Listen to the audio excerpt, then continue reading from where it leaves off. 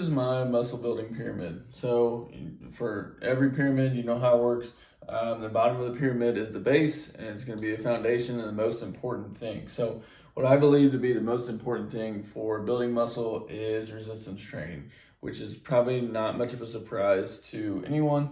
And more importantly, progressive overload with that resistance training. So what that means is you are progressively improving over time to lift more weight or challenge that exercise in a different way, a more challenging way over time.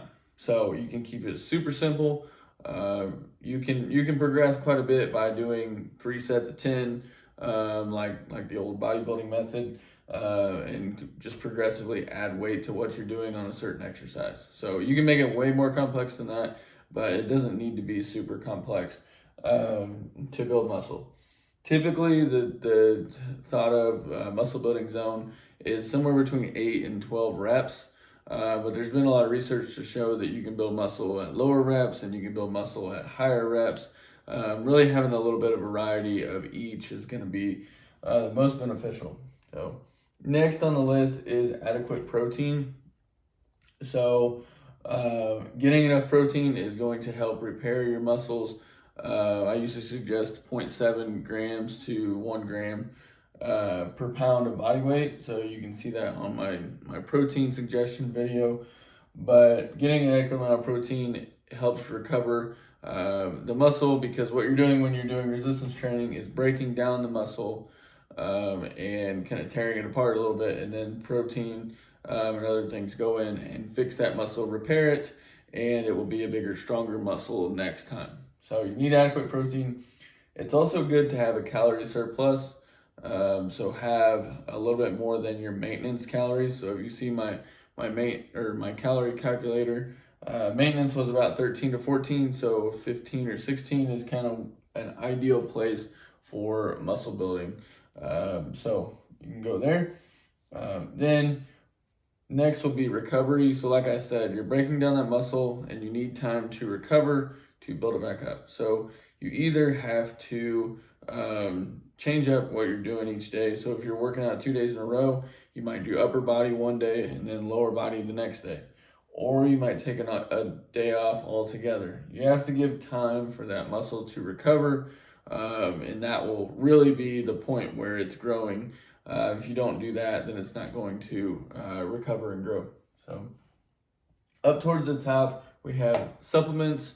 So this one, I think, is a go-to for a lot of people when they first start getting into resistance training. Is, oh, I had to get protein and all that stuff.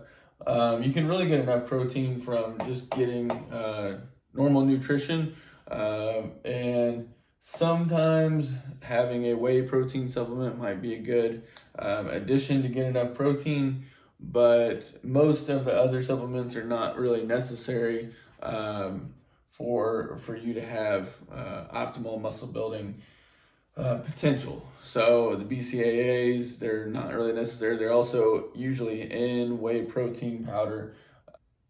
For pre-workouts, usually just have a lot of caffeine in them, and typically your body gets used to the caffeine over time and becomes accustomed to it, and it doesn't work as well over time anyways. So and another big thing with supplements is not knowing what's in them.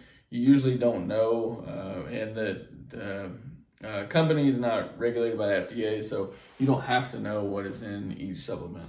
So, and then at the top, kind of the last things that you would add in are any kind of gimmicky things with your nutrition or tools that you would use for the weight room or whatever. So for nutrition, an example is nutrient timing.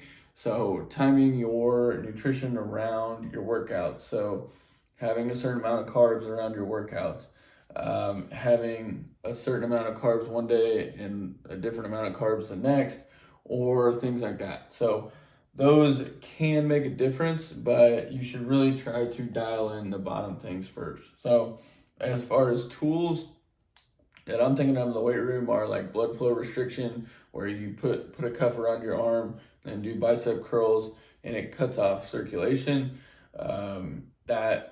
That can be beneficial, but you can also get a lot of benefit from just doing bicep curls without a blood flow restriction cuff. So, and there's other things I'm sure that are out there that probably aren't super helpful, but are sold to you as being the ultimate muscle building technique. But if you just start with these first few things, the bottom three, and then a decent amount of recovery as well, you're going to be off to a good start.